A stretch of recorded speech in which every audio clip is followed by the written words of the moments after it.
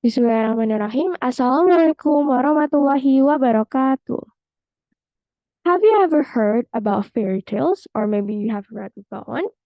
Well, I'm sure all of us are familiar with the term of fairy tales. Good morning, the honorable judges, teachers, and my friends. Thank you for the time you have given me. First, let me introduce myself. My name is FADILA MUMTAZA DENISSA. You can call me DENISSA, and I'm a proud student from Junior High Global Islamic School, Jakarta, and I'm from 8D. Now, as you can see on the screen, today I will be delivering to you all about my book report presentation about a novel that I've read before, and that is titled Land of Stories, The Wishing Spell by Christopher Colfer.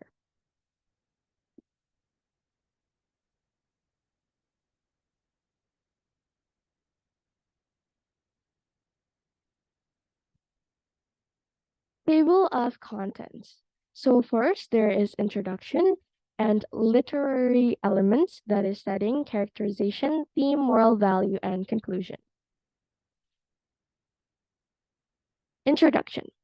So the author of this amazing book is Christopher Paul Colfer.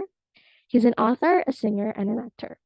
He was well known from being in a show called Glee that was released in 2009, and his popularity increased after he published his very own debut series novel titled Land of Stories. Now, his first novel from his series is the one that I will be discussing about in today's presentation. Christopher was born on May 27, 1990, so that means he is 32 years old today.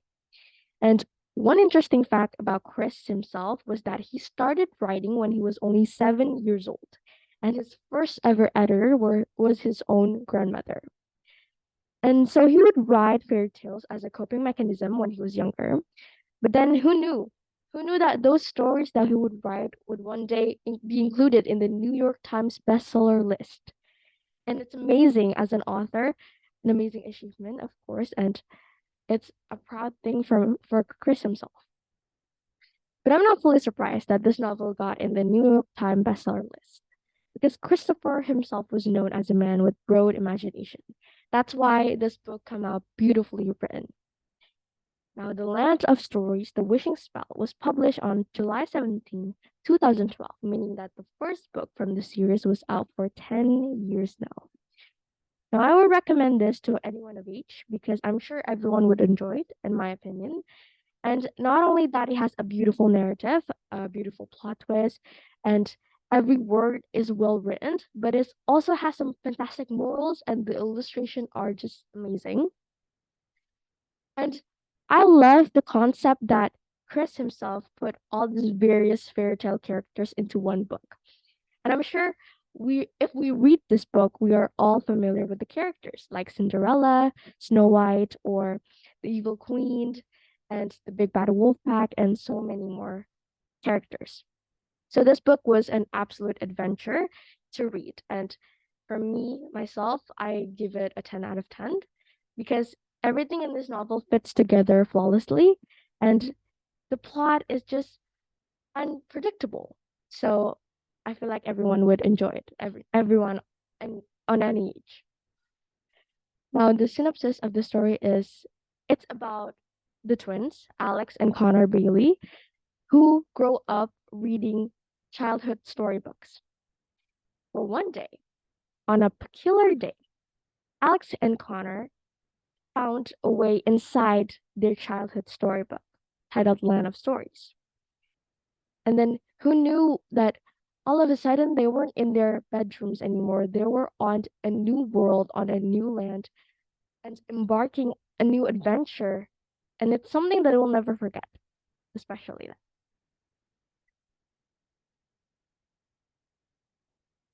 Next is settings. So there are many settings in this novel, but three most important ones are first, the dungeon, because from the prologue, it tells the backstory of the Evil Queen and Snow White. So the dungeon was very important. And the dungeon was described as a rotten prison with rats all over scattered around and foul smelling water. And that was described on the novel in the prologue. The second one is the classroom. This is the first introduction of Alex and Connor, was when they were in their classroom, on their sixth grade classroom. So they are about 11 to 12 years old. And inside their classroom, Mrs. Peters was actually teaching them about fairy tales. So you know how it fits together flawlessly? It's because every plot and every scene just connects everything. And the third one, the most important one, is of course the Land of Stories, is where Alex and Connor embark on their journey that they will never forget about. But actually, in the Land of Stories, there are many more settings, like Cinderella's palace, or they they had an adventure on the dwarf's forest, or the mermaid bay, or the fairies or the fairies hideouts and Snow White's castle. So I love that everything about the settings tells and teaches us about fairy tales. Characterization. So there are three main characters. The first one is Alex Bailey. She's a wise person, and she was defined as a bookworm in the book. And from what I've seen, I feel like she's a hopeful person. She's very kind, and she's brave. She has courage.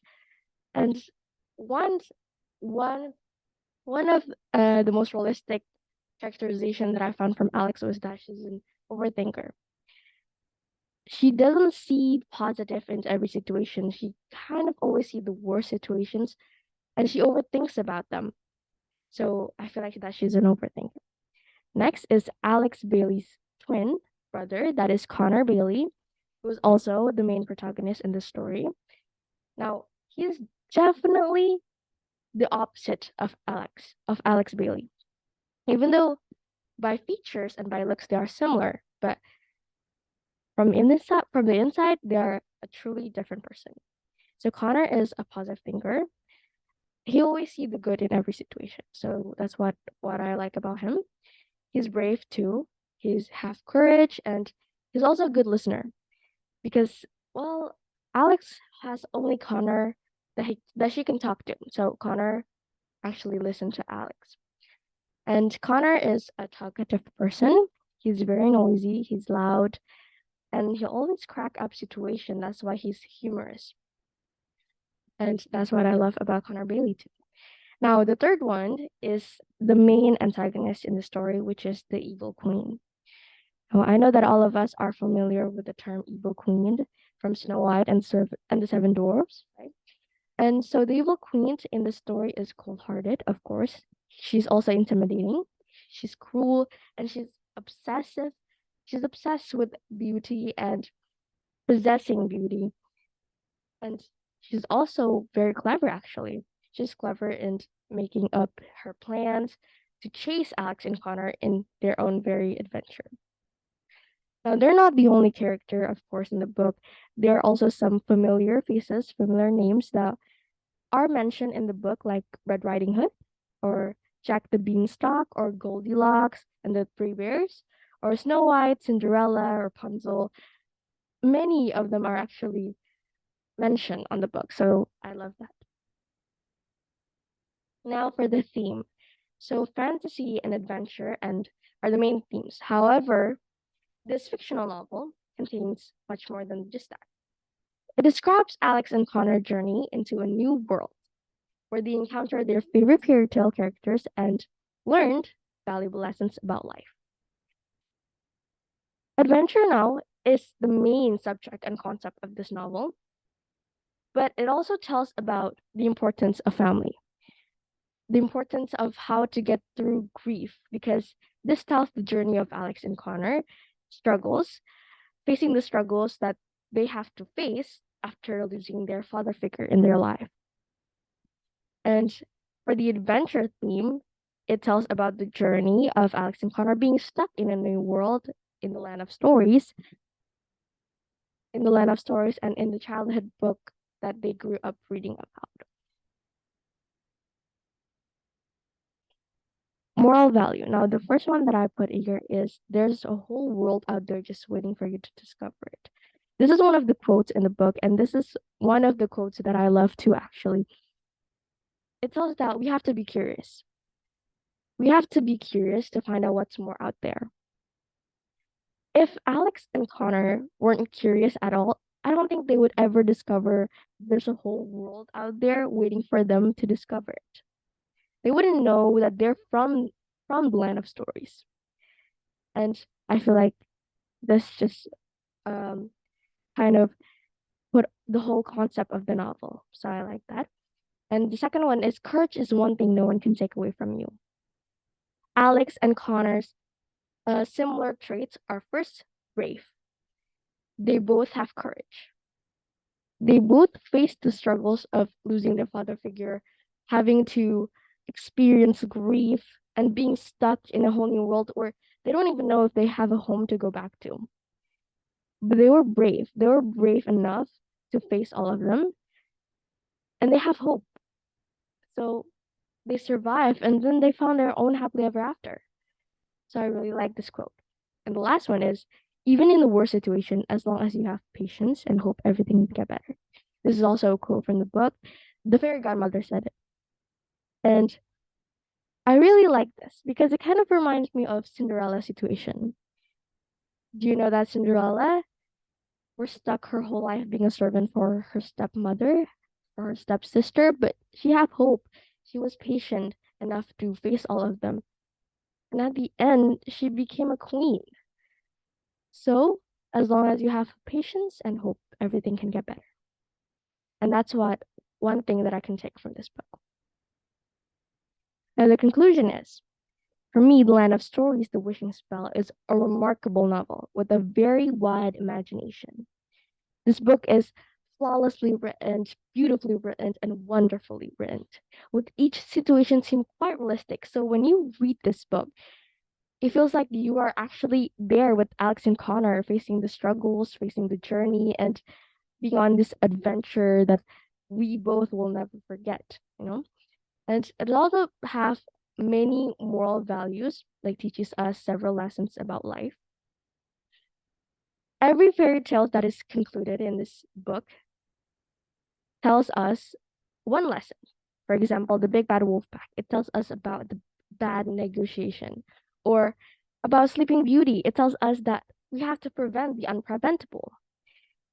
And but for the Land of Stories in general, I feel like that we can take from it is that sometimes magic has a mind of its own.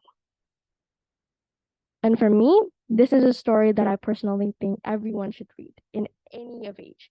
Because if you love a good fantasy themed novel, I feel like you would also rate it a 10 out of 10.